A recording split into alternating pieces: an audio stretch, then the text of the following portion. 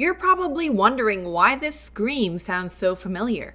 It could be because this sound effect has been used in over 200 films throughout American cinematic history. But where did this scream come from, and why do we still hear it in films today? This sound effect is known as the Wilhelm scream, and it's considered to be one of Hollywood's longest-running jokes. The Wilhelm scream was born in 1951, making its debut in Gary Cooper's western, Distant Drums. The scene starts off with a group of soldiers wading into a swamp. But little did they know that a hungry alligator was waiting to strike. This scream was later recorded in the post-production stage of the film. While the voice remains unlisted in the film's credits, it is suspected that actor Sheb Wooley was the voice behind the scream. He appeared in films like High Noon, Giant, as well as the TV show Rawhide.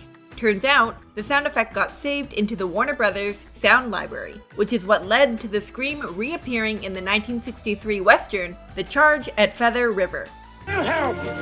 Yeah, I'll just fill my pipe!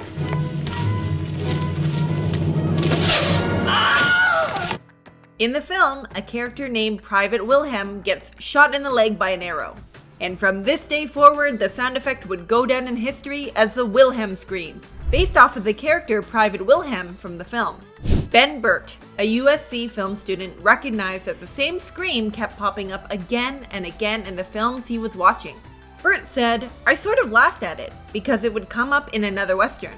Some character would fall off a cliff or get shot off a horse, and it'd be the same scream." Burt and his fellow classmates found the scream to be particularly funny. They snuck the sound effect into their student films as a joke. After graduating, Burt was called on by George Lucas to do the sound design for Star Wars: A New Hope in 1977. And well, I guess Burt couldn't resist the opportunity.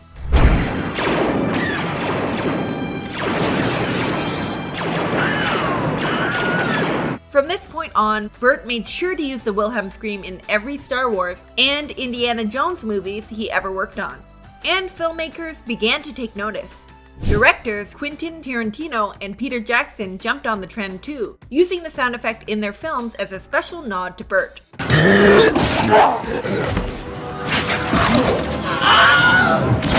But why this particular scream? What's so special about it?